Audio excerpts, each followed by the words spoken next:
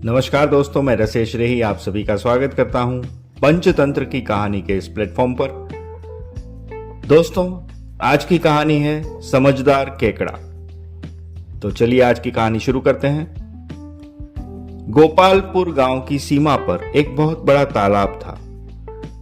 यही तालाब इस गांव का जीवन आधार था। गांव के वासी इस तालाब का पानी पीकर गुजारा करते थे। पीने का पानी होने के कारण इसके आसपास की सफाई का विशेष ध्यान रखा जाता था। तालाब के किनारे नहाना व कपड़े धोना मना था। इसी तालाब में कई तरह के जलचर जीव रहते थे। मछली, कछुए, यहां तक कि सांप भी थे। इन्हीं में से एक केकड़ा भी था जो बहुत ही समझदार था। जलचरों पर जब भी कोई संकट आता तो वे उस केकड़े की मदद लेते थे। एक बगुला भी प्रतिदिन इस तालाब में आकर जलचरों को खाकर अपना पेट भरता था। इसी तरह कई वर्ष बीत गए। गांव की आबादी भी बढ़ गई। अब इन्हें तालाब का पानी पूरा नहीं पड़ता था। इसलिए राजा ने गांव में 5 कुएं खुदवा दिए। अब सभी लोग उसी का पानी पीते थे। तालाब के जीव खुश थे कि लोग इस तरफ अब कम ही आते थे, लेकिन वे उस बगुले से तब भी परेशान थे। उधर बगुला भी अब वृद्ध हो चला था। अब उसे अपना शिकार पकड़ने में कठिनाई होती थी। वह सोचने लगा कि यदि इसी तरह चलता रहा तो भूखे मरने की नौबत आ जाएगी। वह कोई ऐसी तरकीब सोचने लगा कि जलजीव स्वयं ही उसके चंगुल में फंस जाएं। काफी सोचने के बाद उसे एक तरकीब सूझी और वह तालाब के किनारे जाकर रोने लगा। उसे रोते देख तालाब के जीव कुछ परेशान हो गए, किंतु केकड़े को इसमें भी बगुले की मक्कारी नजर आ रही थी। जब पानी के जीवों ने देखा कि काफी देर तक बगुले का रोना बंद नहीं हुआ, तो उन्होंने केकड़े को इसका कारण पता लगाने के लिए कहा। अपने साथियों के कहने पर केकड़ा पानी से बाहर आया और बगुले से बोला, बगुला भाई, क्या बात है, इतने परेशान क्यों हो? तो बगुला बोला, केकड़े भाई, मैंने जिंदगी भर तुम पर अत्याचार किया है, जल जीवों को खाया है, किंतु अब मुझे प्रायश्चित करने का मौका मिला है जिसे मैं गंवाना नहीं चाहता। बगुले ने रोते हुए कहा। बात तो ठीक है बगुले भाई, पर क्या हुआ? केकड़े ने आश्चर्य से पूछा। केकड़े भाई, अब तुमसे क्या छिपाना, तुम तो जानते ही हो कि इस गांव में अब पानी की कोई कमी नहीं है। राजा ने 5 कुएं खुदवा दिए हैं, इसलिए गांव वाले इस तालाब को मिट्टी डालकर भरवा रहे हैं। मैं यह सोचकर दुखी हूं कि अब तुम लोगों का क्या होगा। कुछ देर रोनी सूरत बनाए रखने के बाद बगुला पुनः बोला, मैंने सोचा है कि तुम लोगों की जान बचाकर मैं अपने पापों का प्रायश्चित करूं। पर तुम हमारी जान कैसे बचा पाओगे और फिर हम लोग तुम पर विश्वास ही क्यों करें? केकड़े ने पूछा।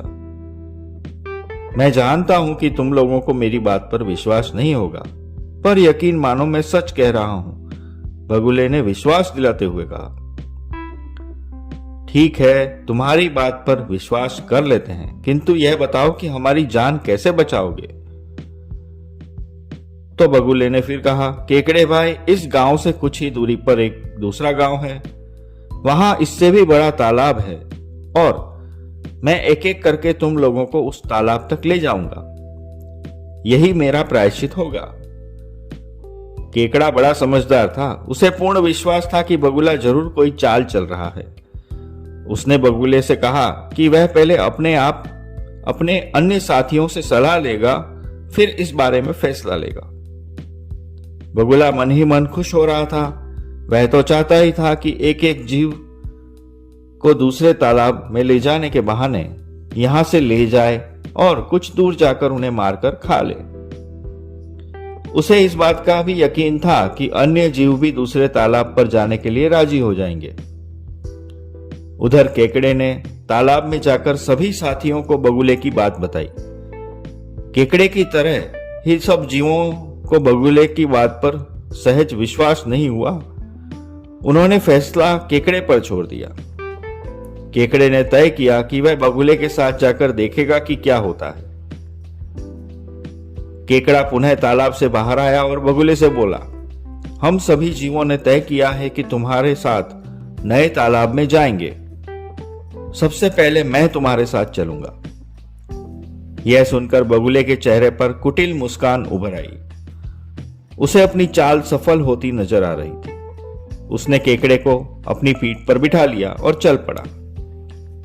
कुछ दूर चलने के बाद बगुला केकड़े से बोला, केकड़े भाई, तुम जानते ही हो मैं बूढ़ा हो चुका हूं, इसलिए अधिक देर तक बोझ उठाकर नहीं चल सकता।